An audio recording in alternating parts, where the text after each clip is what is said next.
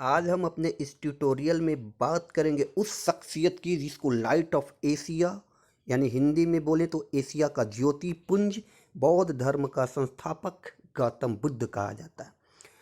हम गौतम बुद्ध के बारे में आज बात करेंगे।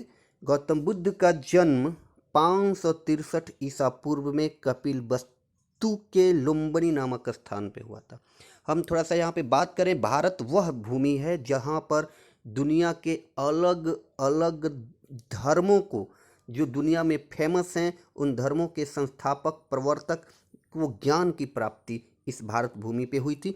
और वैसे ही एक शख्सियत हैं भगवान बुद्ध, उनके बारे में बात करते हैं। उनके पिताजी का नाम सुयोधन था, जो शाक्य कुल के, शाक्य गण के मुखिया थे। इनके पिताजी का नाम सुयोधन और माताजी का नाम माया देवी था। माया देवी की मृत्यु भगवान बुद्ध के जन्म के 7वें दिन हो गई थी। उनकी मृत्यु के बाद इनका लालन पोषण, भगवान बुद्ध का लालन पोषण उनकी सौतेली माँ प्रजापति गौतमी ने किया था। भगवान बुद्ध के बचपन का नाम सिद्धार्थ था। सिद्धार्थ के बारे में एक दंतकथा प्रचलित है कि सिद्धार्थ के जन्म के कुछ दिनों के बाद उनके पिता सुयोधन ने एक बहुत बड़े ज्योतिष के जानकार को बुलाया और उन्होंने सिद्धार्थ की कुंडली उनके सामने रखी। उसकी कुंडली देखने के बाद, सिद्धार्थ की कुंडली देखने के बाद उस ज्योतिष ने कहा था कि यह लड़का या तो बहुत बड़ा सम्राट बनेगा और नहीं तो बहुत बड़ा संत बनेगा। हुआ दूसरा ही। सिद्धार्थ आगे चल के बहुत बड़ा संत बना और वह संत भगवान बुद्ध के नाम से जाना गया। गौतम बुद्ध 16 वर्ष की अवस्था में यशोधरा नामक एक लड़की से शादी किए थे, जिससे उनको एक पुत्र रत्न की प्राप्ति हुई थी, जिसका नाम राहुल था। भगवान बुद्ध दुनिया में जो कपिलवस्तु से बाहर निकलने के बाद दुनिया में जो दुख था, उन दुखों को देखने के बाद जैसे उन्होंने कुछ ऐसी चीज़ें देखी जिससे उनका मन बदल गया। जैसे क्या था, बुढ़ा व्यक्ति, बीमार व्यक्ति, शव, यात्रा और एक सन्यासी, इन सब को देखने के बाद उनका विचार बदल गया और उनको लगा कि वास्तविकता क्या है, ज्ञान की प्राप्ति कैसे होती है, ज्ञान है क्या। और ज्ञान की खोज के लिए वो बेचैन हुआ करते थे और इसी ज्ञान की खोज के लिए 29 वर्ष की अवस्था में भगवान बुद्ध ने अपना घर त्याग दिया था। घर त्यागने के बाद अलग अलग लोगों से, अलग अलग गुरुओं से उन्होंने ज्ञान की प्राप्ति की।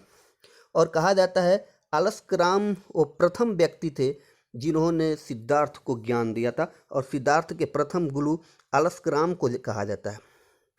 अलग अलग जगहों पे ज्ञान के खोज में भटकते रहने के बाद बुद्ध को ज्ञान की प्राप्ति जब नहीं हुई तो उन्होंने बिहार में, जो आज वर्तमान में गया है, गया के पास पीपल के वृक्ष के नीचे लगातार 6 वर्षों तक कठिन तपस्या किया।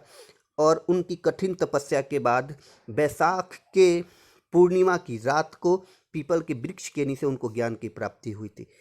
जब सिद्धार्थ को ज्ञान की प्राप्ति हुई तो उस सिद्धार्थ को बुद्ध के नाम से जाना गया। सिद्धार्थ को बुद्ध के नाम से जाना गया और जिस जगह पर ज्ञान की प्राप्ति हुई उस जगह को बोध गया के नाम से जाना गया। भगवान बुद्ध को जो ज्ञान की प्राप्ति हुई थी वो फल्गु नदी के किनारे हुई थी, जो आज के डेट में, आज के तारीख में बोध गया में है। और कहा जाता है कि फल्गु नदी में पानी उतना ही होता है जिससे आदमी केवल अपना धार्मिक कार्य कर सके, उस नदी में बाढ़ नहीं आती है। बुद्ध ने अपना उपदेश तत्कालीन भाषा जो बोली जाती थी, तत्कालीन भाषा जो थी पाली भाषा में लोगों को उपदेश दिया था।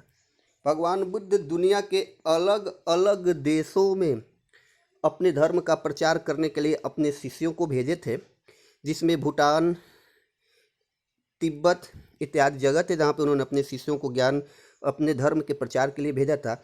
लेकिन भगवान बुद्ध ने देश के अलग अलग राज्यों में, जैसे कौशल हो गया, वैशाली हो गया, कौशाम्बी हो गया, इन राज्यों में अपने उपदेश को दिया था। कहा जाता है कि भगवान बुद्ध अलग अलग जगहों पे उपदेश तो दिए थे, लेकिन अपने जीवन काल में सबसे ज़्यादा धर्म उपदेश उन्होंने कौशल की राजधानी श्रावस्ती में दिया था।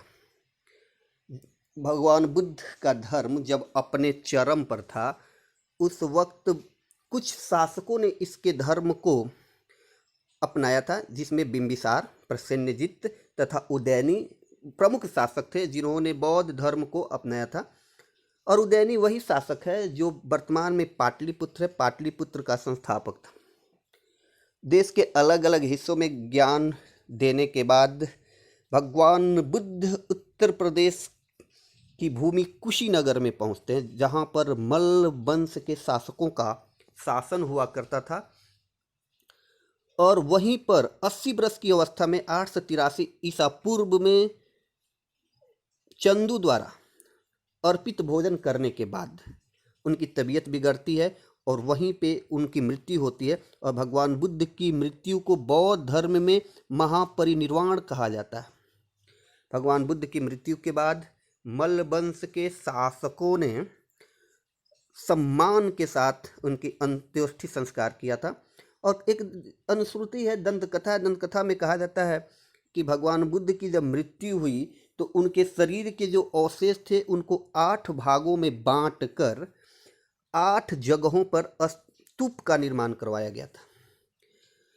बौद्ध धर्म के बारे में और हम बात करें तो भगवान बुद्ध का मानना था कि विश्व दुखों का भरा हुआ है, और इस सिद्धांत को हिंदू धर्म के धर्म ग्रंथ उपनिषद से लिया गया।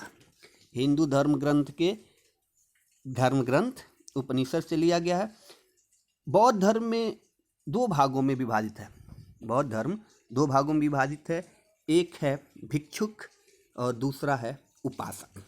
भिक्षुक वो होते हैं जो बौद्ध धर्म के प्रचार के लिए संन्यास ग्रहण करते हैं, और उपासक वो होते हैं जो बौद्ध धर्म का पालन गृहस्थ जीवन में रहते हुए करते हैं। बौद्ध धर्म के त्रिरत्न हैं, एक है बुद्ध, दूसरा है धम्म और तीसरा है संघ। भगवान बुद्ध की मृत्यु के बाद बौद्ध सभाओं का आयोजन किया गया था, जिसे बौद्ध संगति के नाम से जाना जाता है। 4 बौद्ध सभाओं का आयोजन किया गया था। प्रथम बौद्ध सभा का आयोजन 883 ईसा पूर्व यानी भगवान बुद्ध की मृत्यु के साल राजगृह में किया गया था, जिसकी अध्यक्षता महाकश्यप ने किया था। और उस वक्त जो शासक थे वो अजातशत्रु थे। द्वितीय बौद्ध संगति का आयोजन 100 वर्षों के बाद किया गया था। 383 ईसा पूर्व में वैशाली में सावाकामी अध्यक्ष थे, और शासन काल था वो कालाशोक का था। तृतीय बौद्ध संगति का आयोजन 255 ईसा पूर्व पाटलिपुत्र में हुआ था, जिसके अध्यक्षता मंगोली पुत्र तीर्थ ने किया था और शासक अशोक थे। और चौथी बौद्ध संगति प्रथम ईस्वी में की गई थी, प्रथम ईस्वी शताब्दी में की गई थी। स्थान था कुंडलवन। अध्यक्ष